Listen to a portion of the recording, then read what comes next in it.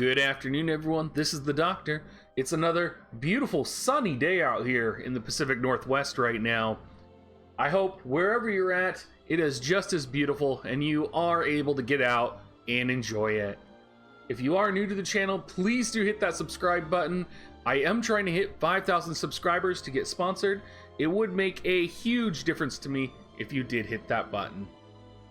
Today, we're going to be going ahead and doing something that I personally am a little uncomfortable with, and that's talking about some of the units that are coming out in JP in the future. And specifically, I had a request to do a review on Lasswell that's coming out. So I may make some mistakes in this video. We are going to be sort of creating this type of new content for you guys. If you do like me reviewing the new JP characters that are coming out, please let me know down in the comment section, and it will be something that I continue doing. Today we are going to be looking at Lasswell. For those of you that played the original Brave Exvius, he is always known as Lassworm in my heart.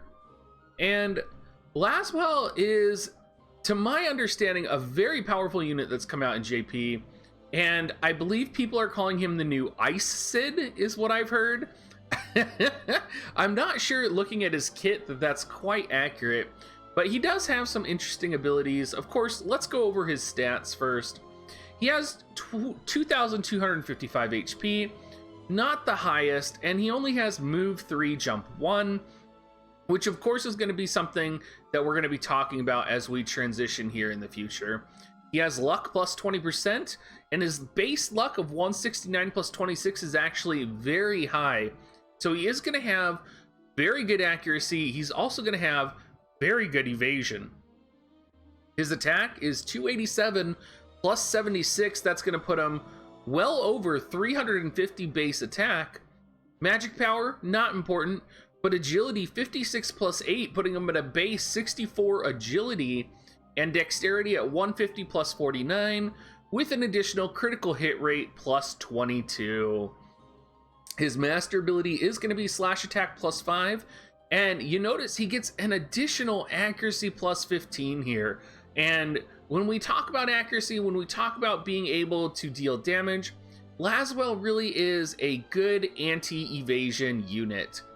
His TMR, Lasswell's clothes, are going to give HP plus 396, accuracy plus 15, and defense plus 8. The ability that's going to go along with that is called Quiet Fighting Spirit. Sliding along with his sort of critical hit rate is going to be greatly increases the critical chance of own turn for 3 turns. So what I like about this is that it is a 3-turn buff. It's not just a 1-turn guaranteed crit buff. So if you do have a character, if you have Lassworm, for example, built for crit, you are going to be able to pop this, and it is going to guarantee, potentially, if you have the right amount of critical hit rate, guaranteed critical hits for the next couple of turns. Looking at his limit burst, it is going to be Kumogai Blue Sky. So after increasing defense penetration rate of yourself, damage to the target with large. So he is going to be a character that has some very good anti-tank properties. When we get into sort of his buffs and his capabilities, he is going to be able to have a lot of defense penetration, and he is going to be almost an anti-tank unit. He does have 10% resistance to slashing, 5% weakness to piercing, 10% resistance to shooting, and he is 15% weak to magic. What we like to see here is that resistance to slashing and shooting. What we don't want to see, though, particularly with the meta that JP's in right now, is that 15% down to magic. So that is going to be very detrimental for him. In terms of abnormal conditions, he does have a resistance to blind and slow. He also has 20% resistance to wind, since he is an ice unit, and he is 10% weak to fire. Looking at his abilities here, he's kind of got his own unique class called the Grand Shelt Knight, and I actually haven't looked, but I'm wondering if Rain also has that class. Meikyo, the primary ability, is going to be damage to target small, going to be a 12 AP, 131% physical attack. Secret Sword Successor, greatly increase own attack for 1 turn and increased defense penetration. So this is what we're talking about when he's going to be able to just destroy tanks, and he's an anti-tank unit. You can see that's an attack plus 100% multiplier. Now remember, this is based off of his base attack, and his base attack is already at 267. So it's essentially giving him an attack plus 267. I'm not 100% sure if the modifiers on buff techniques buff your entire attack or if they just buff your base attack. But even if it's just base attack, that's substantial. And if it is your entire attack, holy Jesus. Pair that with defense penetration plus 21%, and this is going to be your buff ability to lead into a tank buster. He has Shiden 1 Flash, which is damages target middle and reduces ice resistance. So this is going to be very similar to Divine Ruination from Sid. I believe the range is just a little bit smaller, but it does have a range of 3. So again, I think this is why we're seeing a lot of the times he's being referred to as the Ice Sid in JP.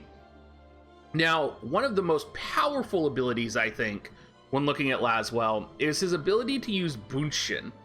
And Bunshin puts a barrier on yourself to prevent damage 1 time. That is so powerful. I can't imagine being able to just soak 1 hit of damage. Like, it just seems so powerful, especially for a unit that wants to get in close in order to do defense penetrating techniques, and specifically a unit that wants to get in range to use this ability here called End of Yukihana.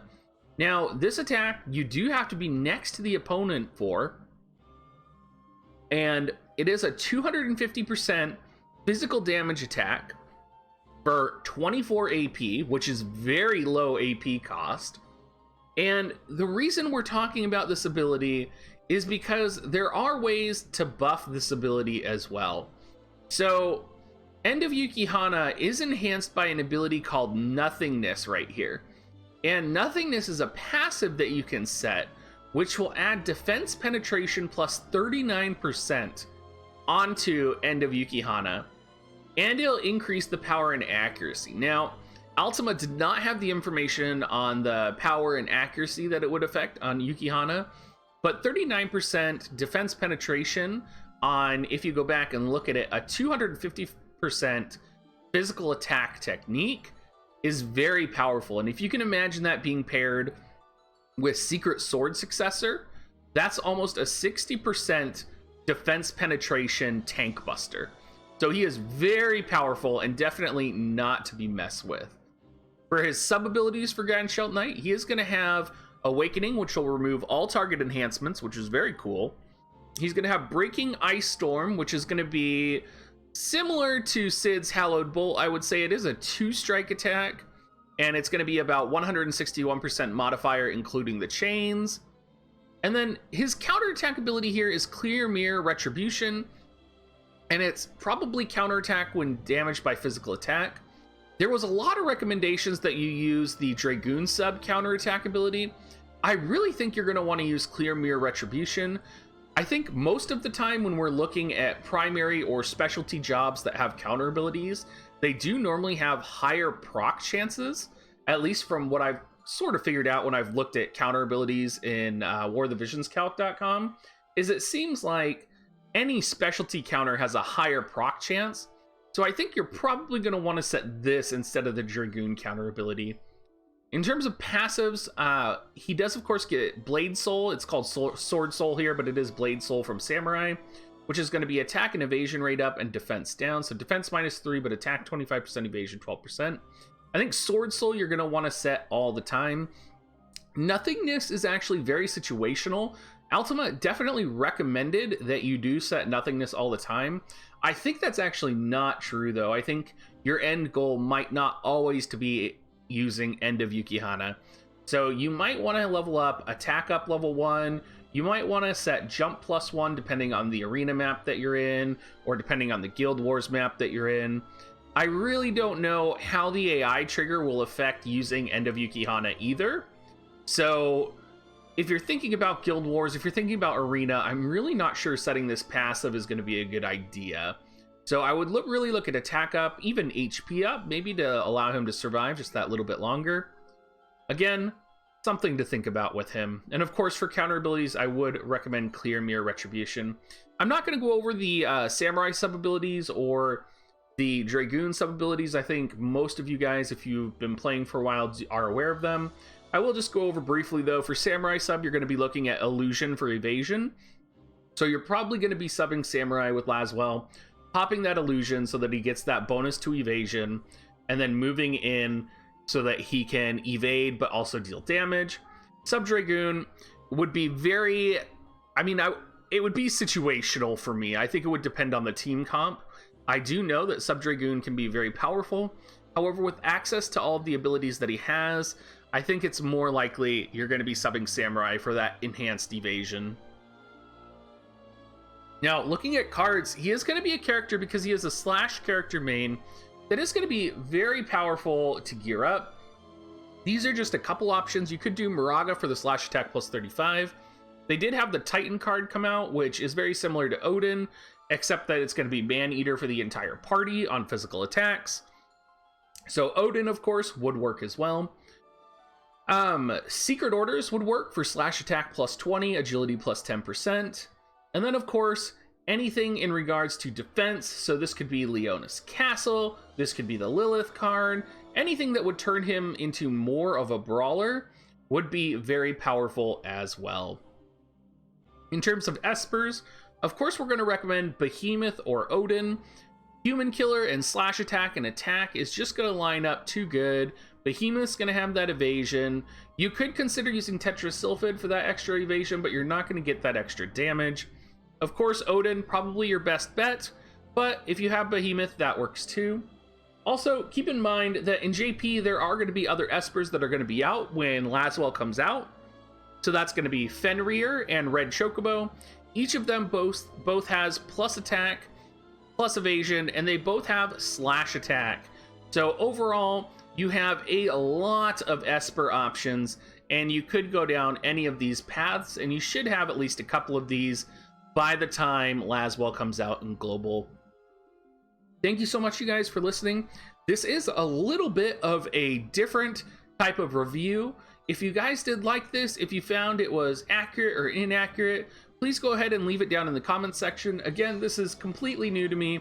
I don't always do JP unit reviews, and it's kind of fun to do, but it's also kind of like, oh man, I don't really know what I'm talking about. I mean, I do within reason know what I'm talking about, because it's essentially looking at, you know, the character stats that I always look at. But again, I would love to hear your opinions down below. And yeah, thank you so much for listening, you guys. Make sure you come and join the Discord. Come and talk to me that way. Come check out my stream. I do stream every day, usually except for Mondays and Thursdays. And it's usually on weekends. I go between 8 p.m. and 12 p.m. And on school nights, I go from 6 p.m. to 10 p.m. Thank you so much, guys, and have a great rest of your day.